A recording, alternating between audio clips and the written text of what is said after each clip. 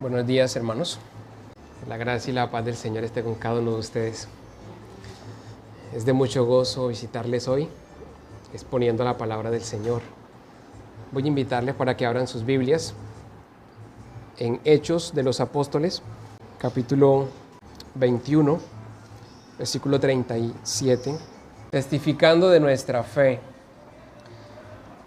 Hay diferentes grados de preparación cuando se trata del conocimiento de Dios, pero también hay muchas formas de poder servir en el reino, la obra de su nombre. Cuando pensamos, por ejemplo, en la vida de Moisés, fue una persona que Dios capacitó, formó en diferentes lenguajes para poder comunicarse con facilidad al pueblo. Y fue la persona que también Dios forjó en él un carácter muy humilde para guiar a su pueblo mientras salía de Egipto por el desierto.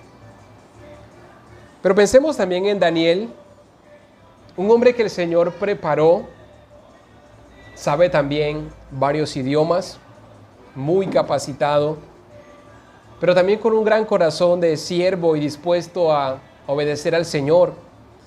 Y fue la persona que Dios usó para indicar el tiempo en el que los judíos debían de regresar a Jerusalén.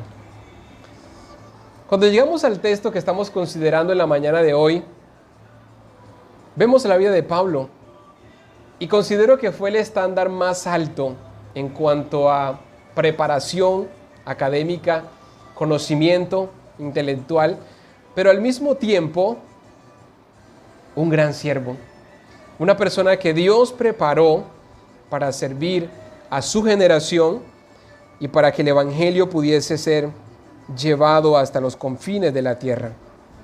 Sabe griego, sabe arameo, sabe hebreo, y esto le permitió poder ir a muchos, a reyes, a príncipes, a gobernadores.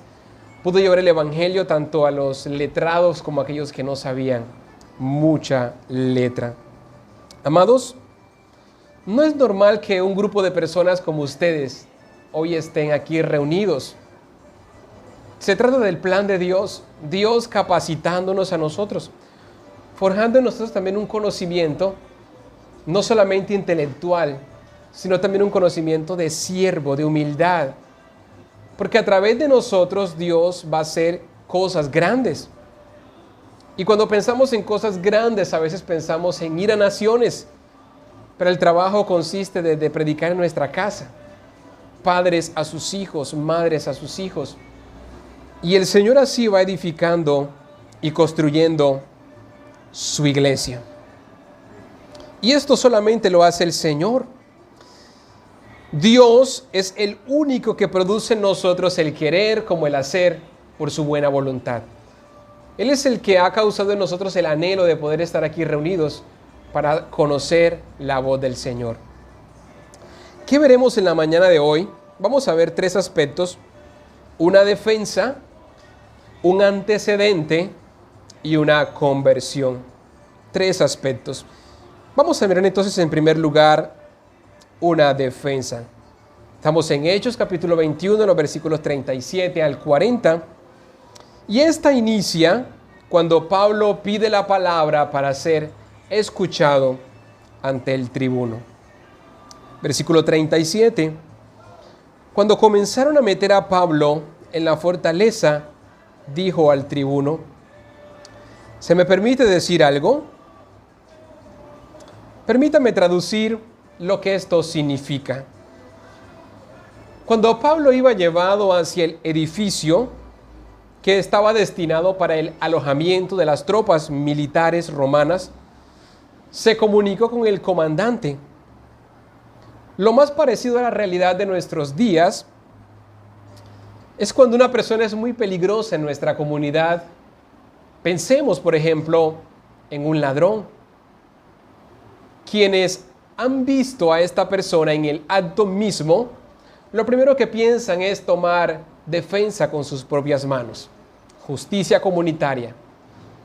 Y toda la comunidad comienza a atrapar al ladrón, hasta que se da aviso a la policía y llegan y entonces agarran a aquel delincuente pero no para ayudar a maltratarlo, sino tratar de defenderlo del pueblo quien está tratando de quitarle la vida. Y entonces lo llevan hacia la estación de policía para interrogar las causas del por qué ha cometido ese delito. Amados, esto mismo está pasando aquí con el apóstol Pablo, pero no porque él sea un ladrón o haya cometido un delito escandaloso, sino porque está siendo acusado falsamente de que viola la ley de Moisés y de que profana el templo de Jerusalén, permitiendo que los gentiles puedan entrar allí. Pero Pablo dice, ¿puedo decir algo? El comandante, cuando escucha esto, se asombró porque Pablo les habló en griego. Han pasado algunos años en que un egipcio había encabezado una rebelión contra Roma y había sacado a 4,000 hombres al desierto, con el objetivo de poder derribar las murallas de Jerusalén y hacer frente al gobierno de turno y poder ellos posesionarse como autoridad. En el patio de los gentiles, que está en la parte externa del templo de Jerusalén, el comandante ha tratado de interrogar a muchas personas acerca de quién es Pablo. Y muchas personas de mala fe, con el objetivo de acusarlo, de condenarlo, entonces dicen al comandante que ese egipcio que ha encabezado esta rebelión es Pablo. Así que cuando él llega ante Pablo, enseguida el comandante lo que piensa es que él es el que ha causado la sedición. Y por esa razón el pueblo ahora está tratando de quitarle la vida. Pero luego, cuando escucha que Pablo sabe hablar griego, se da cuenta que no es cualquier hombre, es una persona letrada. Ahora se da cuenta que se trata de un extranjero muy educado que está en medio de ellos. Y cuando Pablo toma la palabra, simplemente dijo, soy judío, nacido en Tarso, en la provincia de Cilicia. Tarso, por cierto, era la capital de Cilicia y conocido en esa época como la escuela de los filósofos estoicos. Así que Pablo por eso dice, no insignificante la ciudad a la que yo pertenezco. Además les dice, soy ciudadano romano. Y cuando el comandante escucha esto, se gana el respeto de Pablo, la admiración, y entonces le permite hablar al pueblo. Ya inicialmente supimos que la primera forma de él poder comunicarse fue en lengua griega, ¿verdad? Pero ahora comienza a comunicarse en lengua hebrea.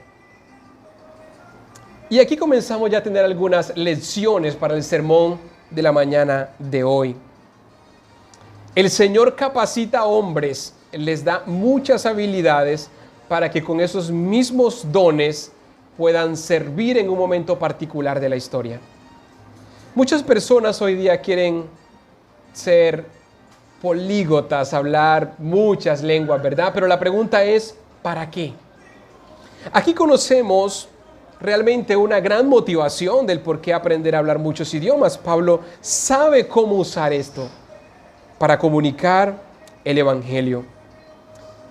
Amados, ¿cómo debemos comunicarnos a las personas que nos rodean?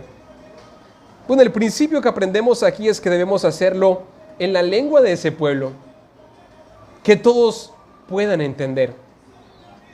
Es por esa razón que una de las deficiencias del don de lengua en nuestros días es tan deficiente porque las personas no logran entender lo que se está hablando. Y Pablo se esforzaba aquí a cambiar la lengua dependiendo al contexto al que él se estaba refiriendo. Y esto lo que nos indica, hermanos, es que debemos hablar claramente, debemos hablar con precisión al público en el que nosotros estamos. Lamentablemente, aquí en nuestro país, Colombia, hay muchos cristianos que se están esforzando a predicar el Evangelio, pero imitando brasileros, invitando puertorriqueños, invitando otras culturas que no son las nuestras. Y esto lo que hace es levantar una barrera. Cuando Pablo habla en el lenguaje de su pueblo, ¿qué es lo que hace? Que las barreras caigan y las multitudes ahora quieran oírlo porque dicen, wow, este es de los nuestros. Este es de los nuestros. Hermanos, miremos en segundo lugar, Pablo habla acerca de sus antecedentes ahora que tiene los oídos de la multitud. Capítulo 22, versículo 1. ¿Y cómo se expresa a ellos? Varones, hermanos y padres, escuchen mi defensa. Pablo les saluda con amor, les saluda en la lengua vernácula de ellos. Y esto llamó la atención del pueblo. Ahora, ¿quién puede evangelizar mejor su comunidad que la misma gente que habita en medio de ellos? Qué bueno como colombianos poder evangelizar a colombianos. O si estamos en una cultura particular, poder evangelizar exactamente a esa cultura en ese idioma de ellos. Y Pablo conoce la lengua, conoce las costumbres, conoce la cultura y sabía cómo hacerlo de manera perfecta. Soy judío, nacido en Tarso, pero criado en esta ciudad, es decir, Jerusalén, instruido a los pies de Gamaliel. Y esta defensa consta de 3 aspectos. Pueden examinar su Biblia. Lo primero es que le habla acerca de la crianza, les habla acerca de la educación y les habla acerca del celo que él mismo ha tenido, como lo son todos ellos en su momento. Los judíos dudaban de su nacionalidad y dudaban del temor que Pablo podía tener de la ley y del templo. Pero al mismo tiempo los cristianos dudaban de su verdadera conversión y llamado a Dios. Y él por eso tiene que dar todas estas explicaciones. Soy de la nacionalidad de ustedes. También tuve una crianza como todos ustedes. Tengo la educación de la cual ustedes más admiran, a los pies de Gamaliel. Y celoso como lo sois todos ustedes de la tradición. Cuando Pablo dice que es un ciudadano que habita allí en Jerusalén, lo que podemos pensar es que a edad muy temprana Pablo y su familia tuvieron que emigrar hacia Jerusalén. Recuerde que ellos son de Tarso, ¿verdad?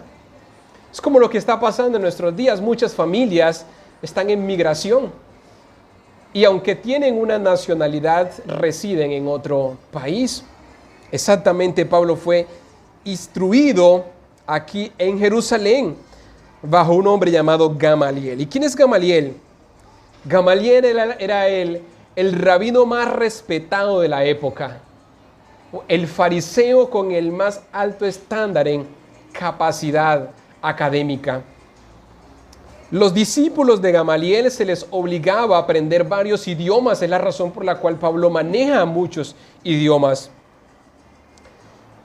Cuando Gamaliel fue viejo y murió, se decía de él, cesó el respeto por la Torá, la pureza y la abstinencia murieron al mismo tiempo. Es decir, era un personaje que la gente conocía.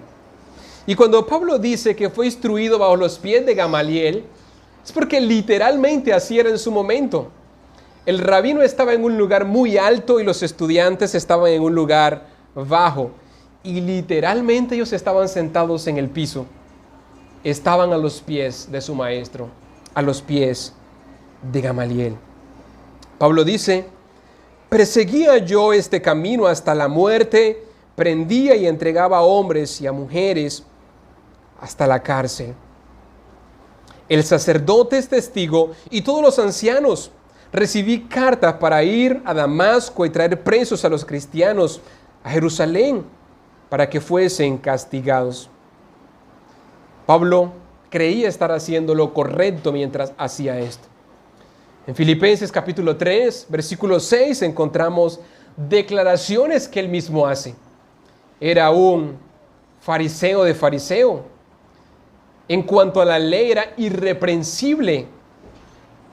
Era una persona prestigiosa de su época y pensaba que lo que hacía era correcto. Pero luego en Romanos capítulo 10, versículo 2, dice que el celo de ellos no es en cuanto a conocimiento.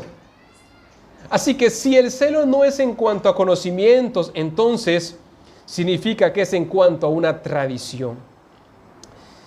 Y así son todas las religiones del mundo. El conocimiento, cuando no está basado en la revelación escritural, se convierte solo en una opinión de un líder o fundador o en una tradición y no en la verdad. El celo de los tales es enfermizo y este celo es causa de la ignorancia. Por eso es importante educarnos. Cuando no comprendemos muchas cosas de las Escrituras, podemos incluso atacar a los mismos que están a nuestro favor. Y eso estaba pasando con este pueblo, ignorantes en cuanto a la verdad. Y en este sentido podemos decir con seguridad que el Evangelio es la única verdad absoluta que transforma al pecador y da vida eterna. No es la tradición, ni la opinión, ni la cultura. La palabra del Señor es la verdad. Y le damos gracias al Señor por lo que Él ha hecho con cada uno de nosotros. Yo tuve el privilegio de nacer en un hogar de padres cristianos. Y muchos quisieran tener ese privilegio. No lo han tenido. Uno de los peligros que enfrentamos personas como nosotros a veces es como la falta de necesidad de un verdadero arrepentimiento, porque moralmente hemos sido conducidos como buenas personas. Y a veces pensamos que contar un testimonio oscuro de nuestro pasado es lo que hace que las personas puedan mostrar o puedan ver que verdaderamente Dios cambia al pecador. Pero mis hermanos, no es así. Dios usa a cada persona de la misma manera como ha permitido que sea su crianza. Si Dios te ha permitido nacer en un hogar cristiano, eso significa que vas a tener mayor conocimiento de las cosas del Señor. Y ese conocimiento que causa vida eterna te va a permitir llevarlo a otras personas. Y si tú has permitido enfrentar cosas horribles de un pasado, a través de ese pasado oscuro también Dios va a hacer que muchas personas puedan venir a ti cuando vean la transformación que realmente Dios ha causado.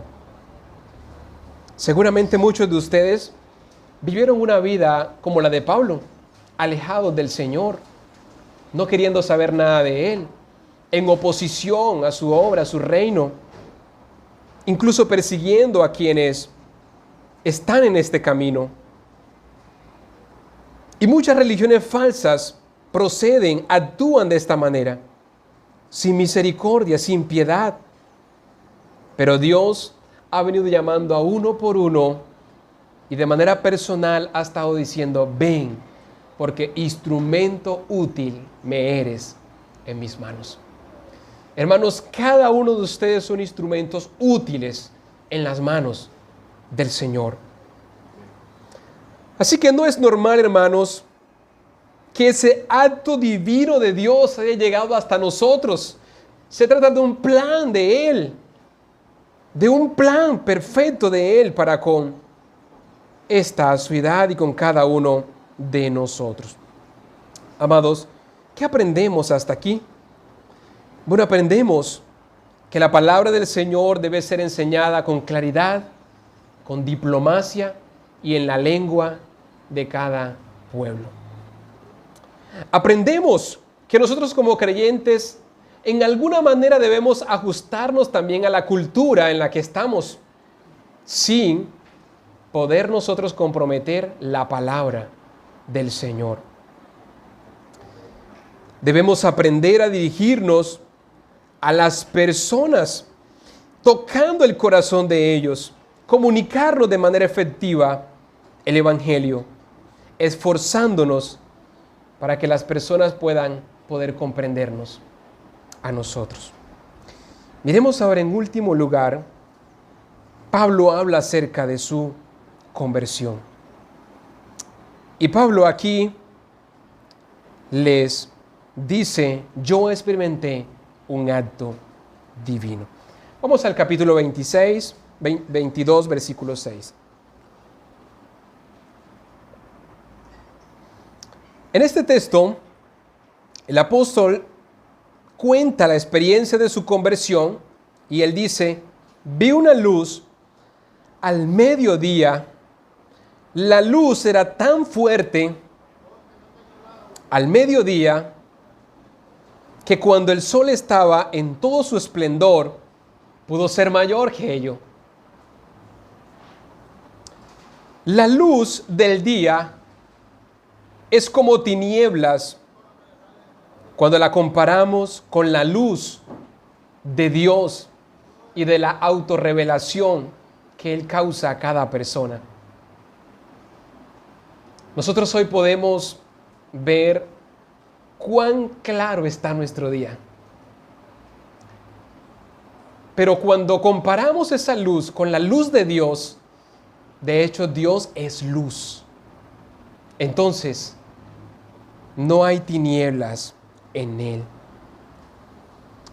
Y esta misma declaración Él la dice en el capítulo 26, en el versículo 13, contando esa misma experiencia. La luz fue tan abrumadora que ni siquiera el mediodía pudo causar efecto en ella. La conversión de Pablo no fue porque otros creyentes le hayan convencido acerca de su pecado, sino porque Jesús mismo lo detuvo y le habló al corazón. Los judíos sabían que Dios, cuando quería comunicarse con una persona, lo hacía repetitivamente. Por ejemplo, cuando pensamos en la vida de Moisés, Dios lo llama varias veces. Al joven Samuel, Dios lo llama varias veces. Samuel, Samuel. Y ahora aquí, la voz que Pablo está escuchando, como dice, Saulo, Saulo. Siendo Pablo un conocedor de la forma como Dios habla, él dice, este es el Señor. Este es el Señor. Me está llamando. Y entonces él le dice, ¿por qué me persigues? Ojo, hermanos, aquí hay una cosa muy importante. Cuando una persona persigue a un cristiano, ¿a quién está persiguiendo? A Cristo. Es por ello que cuando vamos a hablar mal de un cristiano deberíamos pensarlo muchas veces antes de hacerlo. Porque no es una acusación contra el cristiano. Es contra el mismo Cristo. Pablo iba persiguiendo a los cristianos, pero Jesús dice, ¿por qué me persigues? La persecución es directa hacia Cristo. ¿Por qué, hermanos? Porque Cristo ahora habita en el cristiano y el cristiano habita en Cristo. Ahora Cristo y el cristiano son una sola habitación. Y esto es precioso poder conocerlo. Los compañeros de Pablo vieron la luz, ¿verdad? Pero la luz no los dejó ciego. Escucharon la voz de Jesús que hablaba, pero no entendían qué decía. Pablo cayó al piso y ellos siguen de pie. ¿Y por qué todas estas cosas? ¿Por qué el efecto en uno no fue el mismo para todos? ¿Por qué uno entiende y otros no entienden? Uno cae y otros no caen. Uno queda ciego y otros ven. ¿Qué significa todo esto? Bueno, lo que esto significa es que el llamado de Dios es personal. Lo que esto significa, mis hermanos, es que el llamado de Dios es sobrenatural, es eficaz, es personal, es irresistible. Y el Señor llama a quienes Él ha decidido hacerlo. ¿Qué pasa en nuestros días? La luz está alumbrando. El Señor dice, vosotros sois la luz del mundo, pero muchos siguen en tinieblas, ¿verdad? Dios sigue hablando por medio de los predicadores a través de su palabra, pero muchos siguen sin entender, incluso cuando escuchan un sermón. Un grupo de amigos pueden escuchar el Evangelio y solo uno viene a la fe. Y esto claramente lo podemos mirar en el caso de los 10 leprosos que Jesús limpia. Uno viene de regreso a dar gracias y Jesús le pregunta, ¿y dónde están los otros 9 que fueron limpiados? ¿Dónde están? Aquí está la respuesta, hermanos. El llamado de Dios de nuevo es personal, sobrenatural, eficaz e irresistible.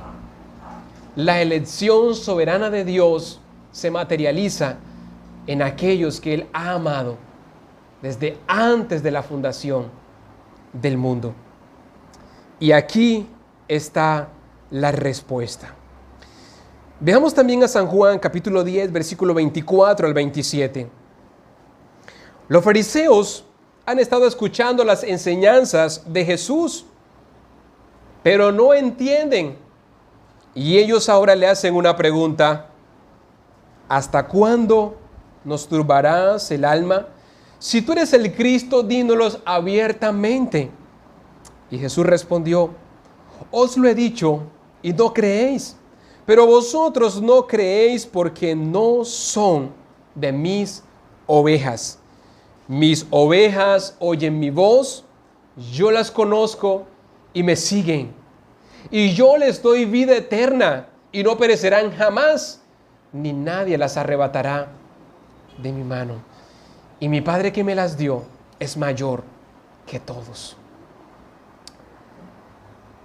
Luego, el apóstol Pablo está preguntando, Señor, y ahora después de saber que soy un perseguidor de ti, ¿qué debo hacer?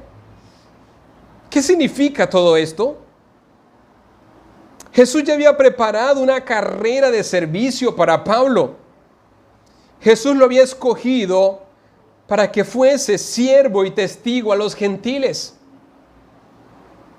Y esto es una acción que pasa en tiempo pasado, pero que se evidencia en tiempo presente.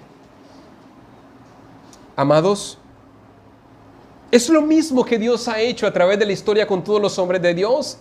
¿Qué le dijo el Señor a Jeremías? Te escogí desde antes de nacer.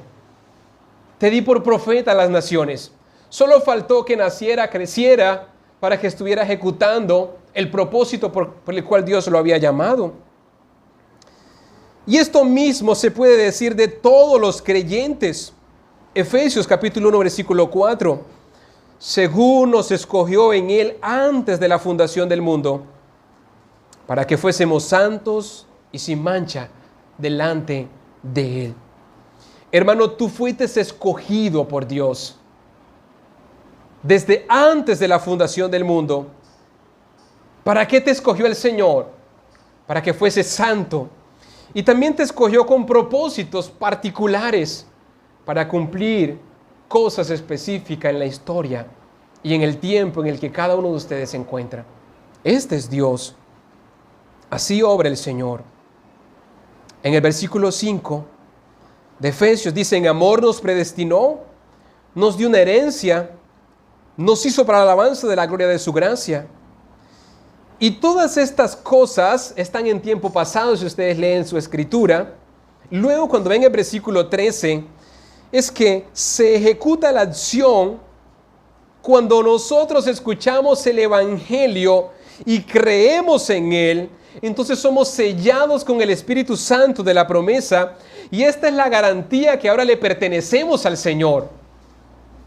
Amados, Dios nos ha escogido desde antes, como lo hizo también con el apóstol Pablo. Yo te escogí. Yo te escogí. Pero todavía hay gente jugando con su vida creyendo que tienen el poder de decidir en sus manos, creyendo que en algún momento de sus vidas, cuando ellos quieran hacerlo, entonces van a venir a la fe, entonces se van a entregar y entonces van a poder servir al Señor. Querido hermano, que no estás firme en esta mañana, que titubeas entre dos aguas, que vives una vida de aquí para allá y de allá para acá, y amigos presentes en esta mañana. En vez de tener una falsa confianza en la libre voluntad que tú crees que posees, deberías caer de rodillas suplicando la misericordia del Señor, por si quizás Él, en su gracia, pueda llamarte, pueda salvarte y pueda traerte con lazos de amor y misericordia hacia Él. Porque tú no tienes libertad para escoger este camino. Solo Dios lo puede hacer, como lo ha hecho con muchos creyentes hasta el día de hoy. Es triste ver cómo muchas personas rechazan estas preciosas doctrinas y están dispuestos incluso a morir por una tradición y no por la verdad de la palabra del Señor. En cierta ocasión hablaba con un hombre que cree en la doctrina de la unicidad y él me decía: el pentecostal es como el gallo fino, muere con las espuelas puestas. Y yo le decía: ¿y por qué estar dispuesto a morir por una tradición, por una experiencia que alguien tuvo, por el sueño de una supuesta revelación del nombre y no por la verdad de la revelación de la palabra del Señor? Estos judíos, fariseos, están dispuestos a quitarle la vida a todos los que no sigan su tradición y no la verdad. Y así hoy día hay muchas congregaciones y la cosmovisión de muchas personas hoy día es igualmente. Aman más la tradición, pero la tradición es producto de la ignorancia. La verdad es producto del conocimiento de la palabra del Señor. ¿Qué vamos a seguir nosotros? ¿Cuál camino vamos a tomar? Pablo, cuando comprendió el evangelio de la gracia de Dios, consideró cualquier conocimiento humanístico como basura para ganar a Cristo. Y ahora, no solo está dispuesto a morir, está dispuesto a ir hacia quienes antes perseguía por causa de la palabra del Señor. Volvamos a Hechos, capítulo 22, versículo 11. Cuando Pablo cae al suelo, ¿qué sucede? Quedó ciego, ¿verdad? Tiene que depender de otros. Esto es ahora Dios tratando con su vida, con su orgullo, con su desobediencia, con su soberbia. Y ahora le va a enseñar cuántas cosas debe sufrir y padecer por causa de su nombre.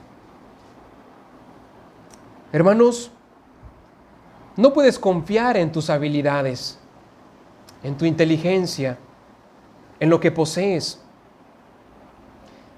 Es bueno que en esta mañana puedas abandonar tu vida por completo al señorío del Señor.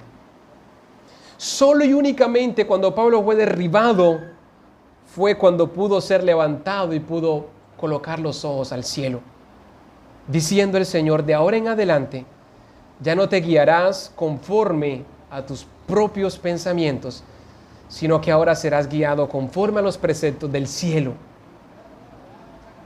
Y él comprendió estas verdades. Versículo 2: entonces uno llamado Ananías, varón piadoso según la ley, que tenía buen testimonio de todos los judíos que de allí moraban, vino a mí y acercándose me dijo: hermano Saulo, recibe la vista. Y yo en aquella misma hora recobré la vista y lo miré. Y él dijo: el Dios de nuestros padres te escogió para que conozcas su voluntad y veas al justo y oigas la voz de su boca. porque serás testigo suyo a todos los hombres de lo que has visto y oído. Ahora pues, ¿por qué te detienes? Levántate y bautízate y lava tus pecados invocando su nombre. Y quisiera partir desde la expresión, el Dios de nuestros padres te escogió. Esta expresión, el Dios de nuestros padres, hace énfasis a los patriarcas. Y esta expresión nos lleva a pensar acerca del Dios del pacto. Yo soy el Dios de Abraham, de Isaac y de Jacob. Yo soy el verdadero Dios que ha hecho los cielos y la tierra. Yo soy el Dios que ha guiado al pueblo por el desierto y los he llevado a la tierra prometida. Yo soy el verdadero Dios. Y yo, de la misma manera como los escogí a ellos, también te he escogido a ti. Ahora, ¿para qué el Señor escogió a Pablo? Lean sus Biblias, hermanos, para que Él conozca su voluntad. ¿Y cuál es la voluntad del Señor, según este texto? Para que veas al justo.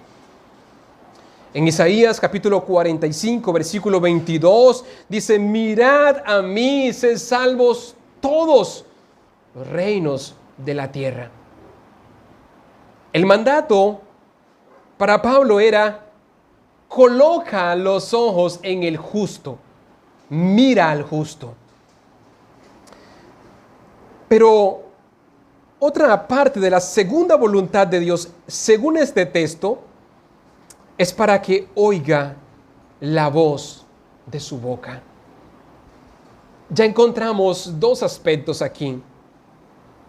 Coloca tus ojos en el justo y escucha la voz de su boca.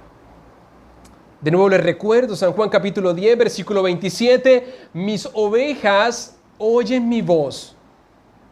Yo las conozco y ellas me siguen. De nuevo, ¿para qué el apóstol Pablo debe conocer la voluntad del Señor? Para que sea un testigo de Él. ¿Y un testigo de qué cosas?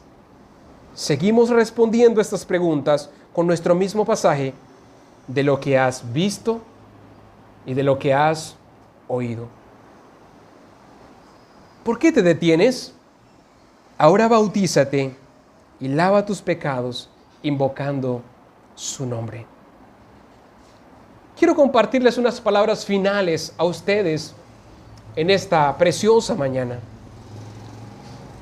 El Dios del pacto también les ha escogido y les ha llamado para que conozcan su voluntad.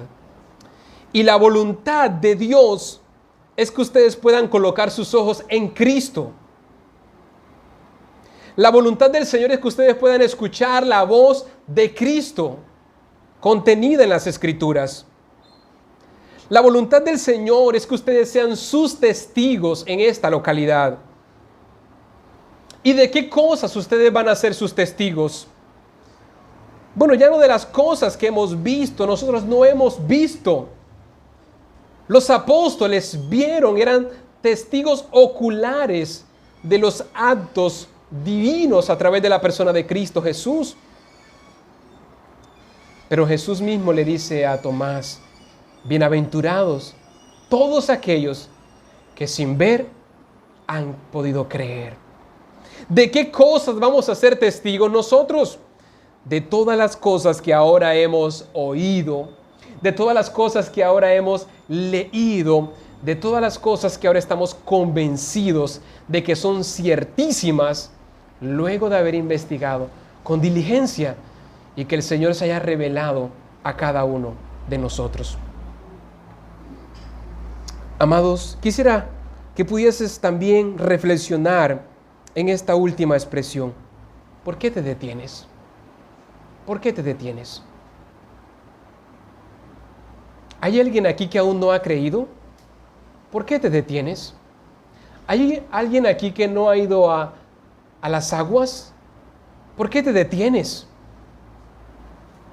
¿Hay alguien aquí que todavía no ha invocado el nombre del Señor para la salvación de su vida? ¿Por qué te detienes? También es mañana de salvación para todos aquellos que escuchan esta palabra y que por los ojos de la fe pueden ver a Cristo como el Señor y el Salvador de sus vidas. Que la gracia y la misericordia del Señor nos ayude a venir a Él. Señor, muchas gracias por esta tu palabra que ha sido expuesta.